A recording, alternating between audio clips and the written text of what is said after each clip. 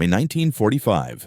The war in Europe was a corpse, still warm but no longer breathing. Its death rattle had echoed from the ruins of Berlin, a city of ghosts and brick dust, and now a strange, unnerving silence was settling over the continent. For the women of the Wehrmacht and its various auxiliary corps, the Flakhelferinnen, the Nachrichtenhelferinnen, the hardened SS wardens from the camps, this silence was not peace. It was a vacuum, a terrifying void where the thunder of artillery and the drone of bombers had once been the only constants. They were now prisoners, herded onto trucks and trains by men whose faces were impossibly clean-shaven, whose uniforms were not patched or frayed, and who moved with an unhurried confidence that was, in itself, an act of profound psychological warfare. Their world, a construct of iron ideology and brutal necessity, had been built on a foundation of scarcity and sacrifice. Every lump of coal, every loaf of bread, every bullet was a precious resource, accounted for and revered. They had been taught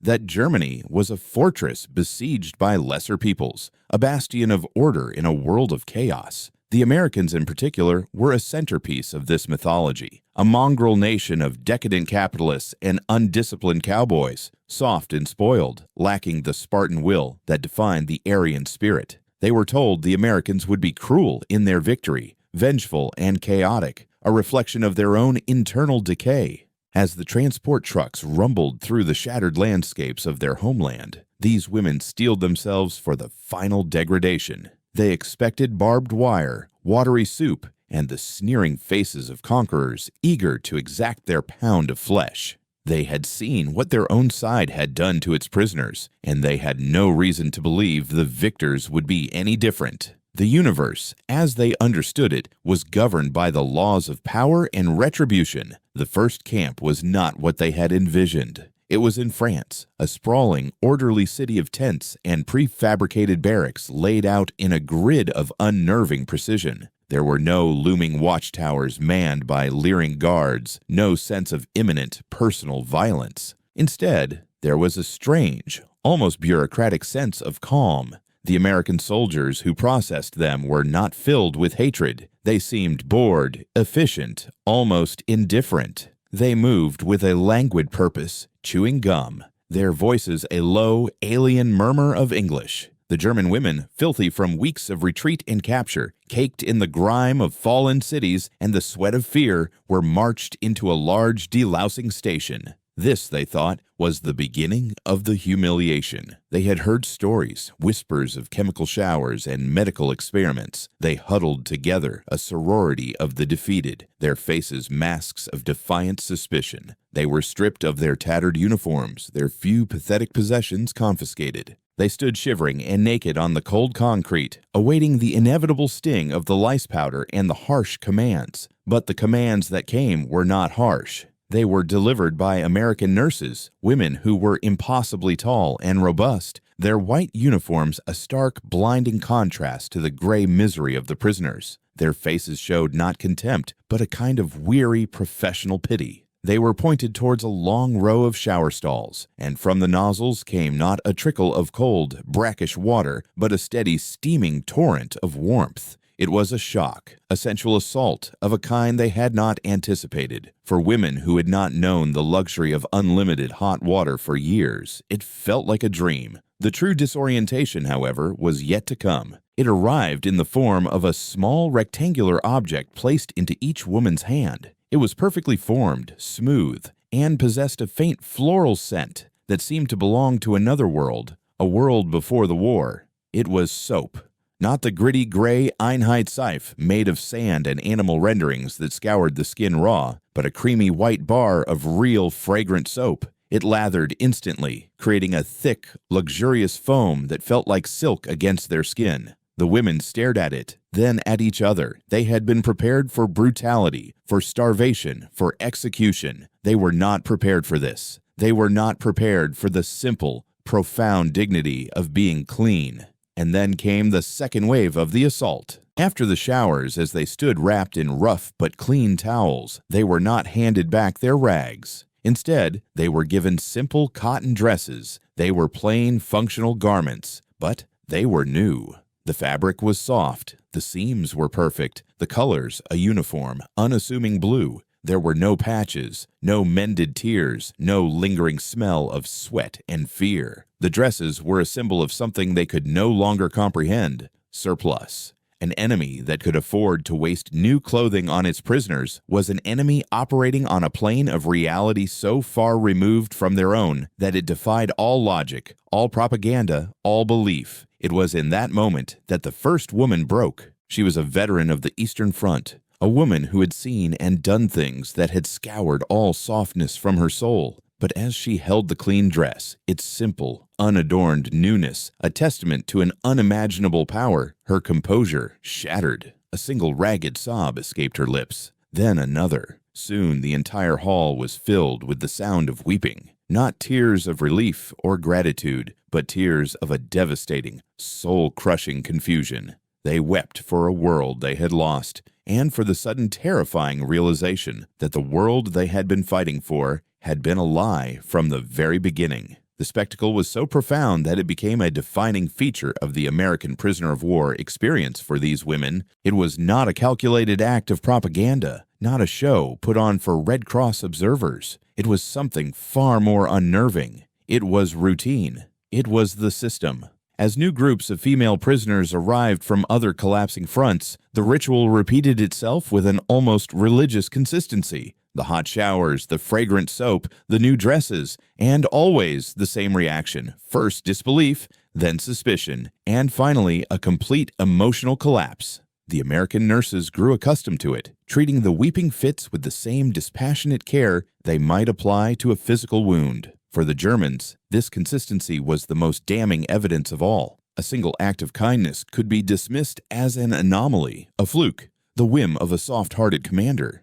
But a system of kindness, an industrial-scale application of basic human decency, was something else entirely. It was proof of a society that did not operate on the edge of existential crisis. It was a society of abundance, a society that could afford to be humane not out of moral superiority, but out of sheer, overwhelming material wealth. This systematic generosity created a profound cognitive dissonance, a chasm between the world as they had been told it was, and the world as they were now experiencing it. The American enemy was supposed to be weak, yet their logistical chain could deliver millions of bars of soap and new dresses to their conquered foes. They were supposed to be decadent, yet their systems were brutally efficient and organized. They were supposed to be undisciplined, yet their camps were models of order. Every bar of soap was a small white tombstone for a lie they had been told. Every clean dress was a shroud for the ideology that had led them to this place. The women began to watch their captors with a new, fearful curiosity. They observed the nurses laughing and chatting during their breaks, sharing cigarettes and chocolate bars, items of almost mythical rarity in wartime Germany. They watched the GIs playing baseball in the fields beyond the wire, their movements lazy and powerful, their bodies well-fed and strong. They saw the endless convoys of trucks that arrived daily, disgorging mountains of supplies, crates of canned fruit, sacks of flour, barrels of coffee. The sheer, casual, thoughtless abundance was a weapon more potent than any tank or bomber. It didn't just defeat their armies. It invalidated their entire existence. It mocked their years of sacrifice, their ration cards, their Eintopfsonntag, their collection drives for scrap metal and winter clothing. They had been told they were building a 1,000-year Reich through discipline and privation, while across the ocean, a nation they had dismissed as insignificant was churning out a river of material goods so vast it could afford to spill over and drown its enemies in a flood of plenty. The psychological toll was immense. The initial shock gave way to a slow-burning envy, a feeling so potent it was physically painful. It was the envy of the starving for the well-fed, the envy of the filthy for the clean, the envy of the hopeless for those who took hope for granted. This envy was quickly followed by a deep, corrosive shame. They were ashamed of their filth, of their lice, of their gaunt, starved bodies. But more than that, they were ashamed of their own blindness. How could they have believed the propaganda? How could they have been so thoroughly, catastrophically wrong about the nature of their enemy?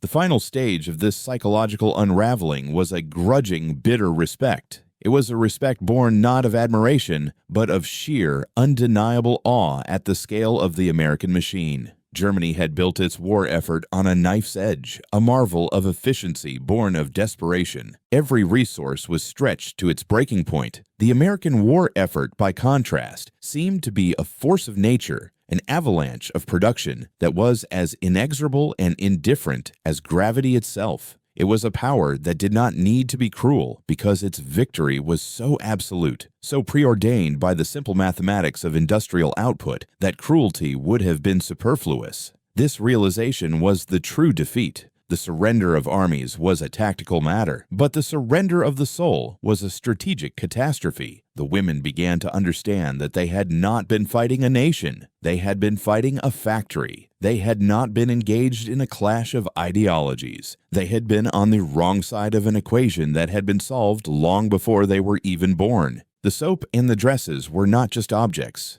They were the answer to that equation, the final irrefutable proof of its solution. The quiet kindness of the American nurses was not a sign of weakness, but the ultimate expression of an unassailable strength. If you find this exploration of psychological warfare fascinating, consider subscribing to our channel and hitting the notification bell. We delve into the hidden histories that shaped our world every week. The camp routine settled into a strange rhythm, a state of suspended animation between a dead past and an uncertain future. The days were marked by the sun's slow arc across the French sky, by the organized boredom of roll calls and meal times. The food itself was another front in this undeclared war. They were served white bread, soft and pillowy, a substance so alien to their palates, accustomed to the dense, dark rye of the homeland, that it felt like cake. There was meat, not just on holidays, but several times a week. There was coffee, real coffee, whose aroma alone was enough to trigger memories of a peacetime that seemed centuries ago. One of the women, Ilse, had been a guard at Ravensbrück. She was a hard woman, her face a mask of granite, her eyes holding the flat, dead light of someone who had seen the absolute depths of human depravity and had found a home there. She had sneered at the others when they wept. She saw the soap and the dresses as a clever trick, a way to soften them up, to break their spirit through a perfumed assault. She hoarded her small portion of food, eating it with the grim determination of a survivor, refusing to acknowledge the quality of it, pretending it was the same watery slop she had once ladled out to her own prisoners. She was determined to resist, to maintain the internal fortress of her ideology against this insidious siege of comfort. She watched the American nurses with a cold, analytical hatred, searching for any sign of weakness, any crack in their placid facade. She saw their youth, their well-fed bodies, their easy laughter, and saw not strength, but a foolish, childish innocence that would be their undoing. Her resolve began to fray, not in a single dramatic moment, but through a slow, steady erosion. It was the small things that wore her down. It was the sight of a nurse carefully bandaging the blistered foot of a prisoner, her touch gentle, her voice soft and reassuring. It was the sound of a GI sharing a cigarette with a German guard from the men's compound, the two of them communicating in broken gestures and shared laughter. It was the endless, inexhaustible supply of everything. One day, a truck delivering medical supplies hit a bump, and a cardboard box fell to the ground, splitting open. Hundreds of rolls of sterile white bandages spilled out onto the dusty ground. An American officer simply glanced at the mess and told the driver to leave it. They would get more from the warehouse. Ilse watched, frozen. She remembered the end in the bunkers of Berlin, where they had been forced to use shredded paper for bandages, where a single clean strip of cotton was more precious than gold. The sight of that casual waste of hundreds of pristine bandages being abandoned in the dirt was more shocking to her than any battlefield atrocity. It was a demonstration of power so profound, so absolute, that it defied her ability to process it. It was the power not just to create, but to waste.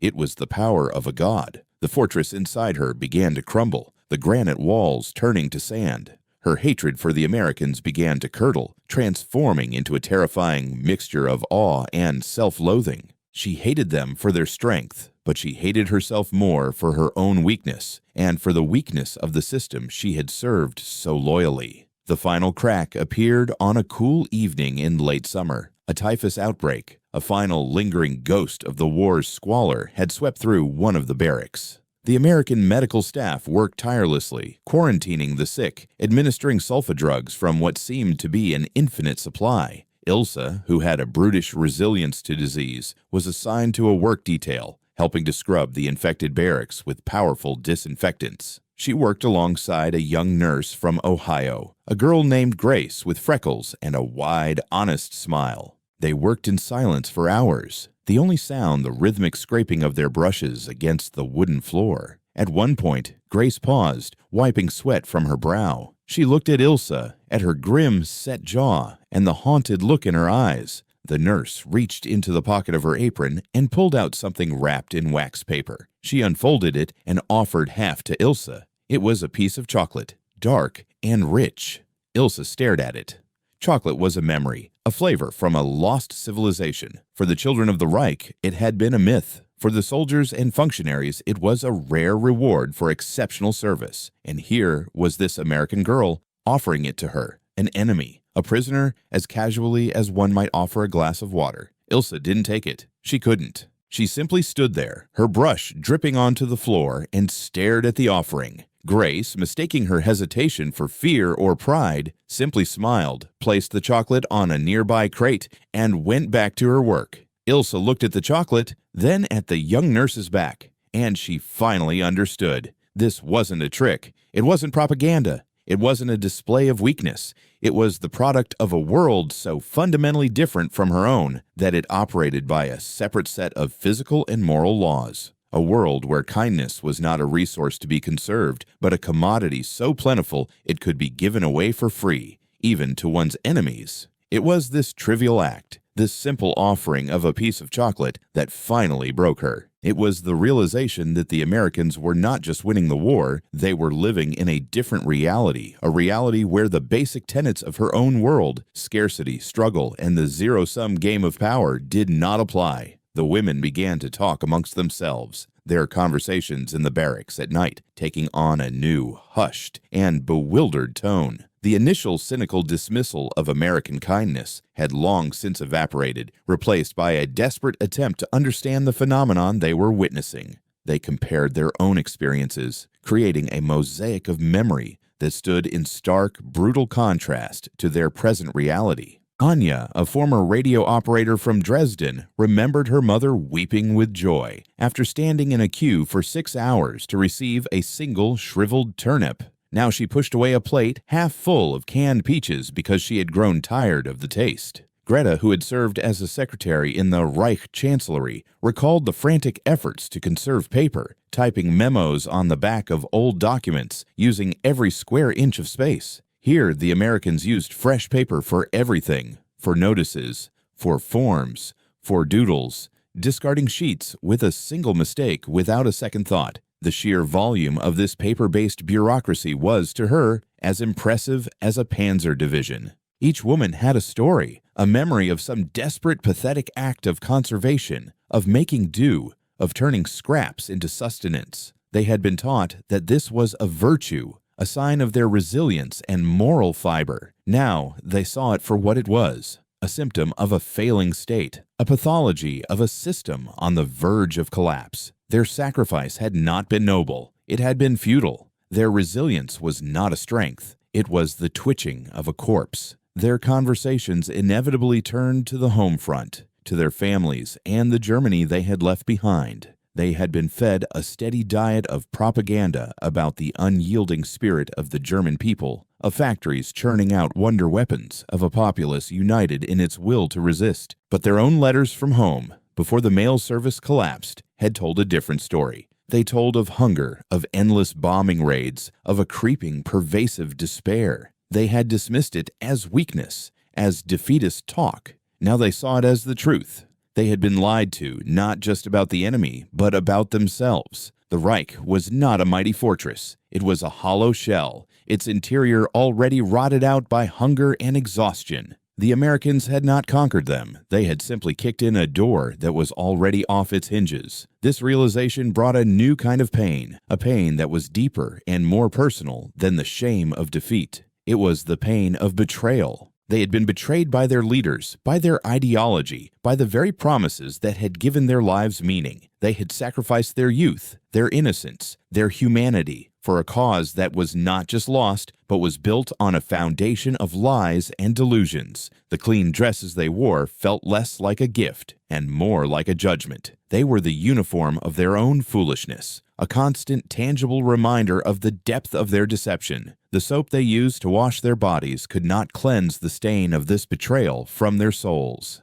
The psychological impact of this constant, low-level exposure to American abundance was a form of re-education far more effective than any lecture or propaganda film. It did not attack their beliefs directly, it simply rendered them irrelevant. It was impossible to maintain a belief in the superiority of the Aryan race when you were being fed, clothed, and medicated by the decadent mongrels you were supposed to despise. It was impossible to cling to the myth of Spartan discipline when faced with an enemy whose power was derived from an almost decadent lack of discipline, from a culture of plenty that fostered innovation and individual initiative. The German system, with its rigid hierarchies and its obsession with control, had been brittle. It could function only as long as every part performed its duty perfectly. The American system, by contrast, was flexible, chaotic, and incredibly resilient. It could afford to be wasteful because its resources were virtually infinite. It could afford to be kind because its victory was never in doubt. The women saw this not in grand speeches or strategic briefings, but in the everyday life of the camp. They saw it in the way the GIs customized their jeeps, in the variety of magazines and comic books they read, in the easy, informal way they treated their officers. It was a culture that seemed to them to be built on a foundation of boundless confidence, a confidence that they, in their rigid and fearful society, had never known. The ultimate symbol of this incomprehensible power was not a weapon of war, but the most mundane of domestic objects, the tin can. The camp was inundated with them. Cans of beans, cans of beef, cans of peaches, cans of coffee. They were everywhere, stacked in pyramids in the mess halls, their colorful labels a vibrant affront to the gray landscape of defeat. After they were emptied, they were tossed into huge, growing mountains of refuse. For the German women who came from a country where every piece of scrap metal was a vital strategic resource, these mountains of discarded cans were a vision of hell, or perhaps of a heaven they could not comprehend. Each can represented a complex chain of production and logistics that beggared the imagination. A farm in California, a slaughterhouse in Chicago, a cannery in New factory in Pittsburgh, a ship that crossed an ocean menaced by their own U-boats, a train, a truck. All this just to deliver a single serving of peaches to a prisoner of war camp in France. When you multiplied that by the millions of cans they saw, the scale of the operation became something almost cosmic. It was a power that operated on a geological timescale, a force that could remake the world according to its own design. What does it take to change a mind forged in the fires of ideology? Sometimes it's not an argument, but a simple object. If you're intrigued by these moments of profound historical change, click that like button to let us know. The climax of this collective psychological journey was not a single event, but a slow, dawning realization that coalesced around a central, powerful symbol. It began as the women were tasked with sorting through the personal effects of newly arrived prisoners. It was a grim task, a cataloging of the pathetic detritus of a fallen nation. In the rucksacks and pockets of these new arrivals, they found the last vestiges of the German home front, carefully folded letters, photographs of smiling children, and small hoarded treasures. Among these treasures, they often found a small sliver of soap, wrapped in oilcloth or tucked into a tin box. It was the gritty, abrasive Einheitsseife, the standard issue soap of the Reich. It was a miserable object, but it was hoarded as if it were a diamond. A woman might have a picture of her dead husband and a sliver of this soap as her only possessions. She would guard it with her life, using it only on the most special of occasions, shaving off tiny flakes to make it last for months. The contrast between this pathetic, cherished object and the endless supply of fragrant white soap in the American showers was the core of the entire war, distilled into a single devastating comparison. It was a story of two worlds, two systems, two realities. One world was a world of desperate, soul-crushing scarcity, where the most basic element of hygiene was a luxury. The other was a world of casual, unimaginable plenty, where it was a disposable commodity. One afternoon, a new transport of women arrived, these from the final desperate defense of the Alpine redoubt. They were a harder breed, a mix of young, fanatical Bund Deutscher Mädel leaders and older, more cynical auxiliaries. They went through the now familiar ritual of processing, the delousing, the showers. When the American nurses began handing out the soap and the clean dresses, one of the new arrivals, a tall blonde girl of no more than 19, spat in the nurse's face. The ideology was still burning brightly in her. She screamed in German, her voice filled with a mixture of terror and defiance, calling the nurse a filthy Yankee pig, and the dress a shroud of shame. The nurse, a woman who had seen this reaction many times before, did not flinch. She simply wiped the spittle from her cheek with the back of her hand, her expression one of weary patience. She did not call for the guards. She did not retaliate. She simply placed the bar of soap and the folded dress on a bench next to the defiant girl and moved on to the next prisoner. The German girl stood there, trembling with rage and humiliation, her act of defiance having met not with the brutal reaction she expected, but with an indifferent, almost therapeutic calm. The other prisoners, both old and new, watched in silence. The veterans saw in the new girl a reflection of their former selves, a ghost of a belief they could no longer sustain. It was then that the symbolic shift occurred. The women, the veterans of the camp, looked at the bar of soap on the bench. They saw it not as an object of hygiene, but as a weapon. It was a weapon that did not kill the body, but annihilated the soul. It was a symbol of a power so vast and so confident that it had no need for anger, no need for vengeance. The nurse's refusal to be provoked was not a sign of weakness. It was the ultimate sign of strength. It was the calm assurance of a victor whose victory was so total that the pathetic insults of the vanquished were meaningless. The soap,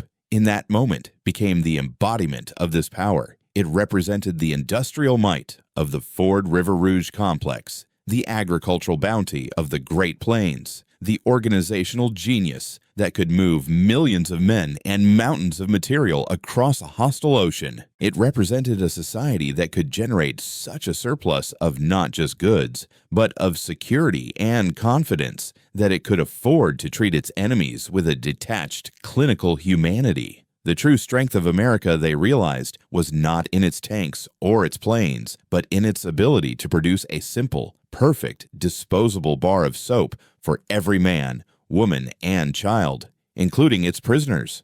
The war was not a clash of soldiers, but a competition between two systems of production. And they had been on the side of the system that could barely produce enough ersatz soap to keep its own people from succumbing to filth and disease. The young zealot eventually broke, just as they all did. A few hours later, another prisoner saw her in a quiet corner of the compound, her new blue dress stained with tears, desperately scrubbing her hands with the bar of soap, as if trying to wash away not just the dirt of the war, but the years of lies that had been ingrained in her very skin. The legacy of this experience was carried by these women for the rest of their lives. When they were finally repatriated to a Germany that was a landscape of rubble and hunger, the memories of the American camp became a strange and powerful touchstone. In a country where survival was once again a daily struggle, the memory of unlimited hot water and clean dresses seemed like a hallucination, a dream of an impossible paradise. For many, the experience shattered their political beliefs forever. They could no longer subscribe to any ideology that promised greatness through scarcity and hatred. They had seen, firsthand, that true power lay in production, in abundance, and in the quiet confidence that such abundance brings. They had been defeated not by a superior army, but by a superior system of life. This was a truth that was far more difficult to accept than a simple military loss. A military loss could be blamed on bad generals or a lack of resources. But a systemic loss, a civilizational loss, was an indictment of everything they had been and everything they had believed. It was a verdict on their very soul. Many of the women never spoke of their time as prisoners, the shame and confusion being too great to put into words. How could you explain to your starving family that you had wept because an enemy had given you a piece of soap? How could you describe the psychological devastation wrought by a simple act of kindness? It was a story that defied easy explanation, a truth that sounded like madness. Others, however, became quiet evangelists of a new understanding. They taught their children not the old myths of racial purity and national glory, but the simple, hard-won lessons of the camp. They taught them that a nation's strength is not measured in its weapons, but in the well-being of its people. They taught them that an economic system that can provide for all is more powerful than any army. These women became part of the silent foundation upon which a new Germany was built, a Germany that turned away from the path of conquest and towards the path of economic reconstruction. They had seen the engine of the American century up close, and they knew, with an unshakable certainty, that the future belonged not to those who could conquer, but to those who could produce. The memory of the soap and the dresses became a private, almost sacred, part of their history. It was a reminder of their own folly, but also a testament to a moment of profound, painful, and ultimately transformative revelation. They were the unwilling witnesses to the fact that the most effective weapon in the American arsenal was not the atomic bomb, but the assembly line. It was a weapon that had defeated their will to fight long before their armies had laid down their arms. In the quiet twilight of their lives, in the prosperous, peaceful Germany that they had helped to build, these women would sometimes find themselves in a modern supermarket, a place of overwhelming casual abundance that would have seemed like a sorcerer's fantasy in 1945. They would walk down the aisles past shelves groaning with goods from all over the world. And sometimes their eyes would fall upon a simple display of soap, rows upon rows of perfectly wrapped, fragrant bars. And for a fleeting moment, they would be transported back to that cold, concrete hall in France. They would feel the phantom memory of filth on their skin, the ghost of hunger in their bellies, and the overwhelming, soul-shattering confusion of being confronted with a kindness so vast and so powerful that it had broken their world in two. They would remember the sound of weeping, the feel of clean cotton against their skin, and the dawning, terrible understanding that their war had been lost, not on the battlefields of Stalingrad or Normandy, but in that quiet, unassuming moment when they were given soap. It was a silent, personal monument to a war that was won not just with bullets and bombs, but with the mundane, miraculous, and utterly devastating power of a simple, clean dress. The story of how ideologies crumble is often found in the smallest details. If you want more deep dives into the psychological side of history, make sure you're subscribed and have enabled notifications. Your support helps us tell these forgotten stories.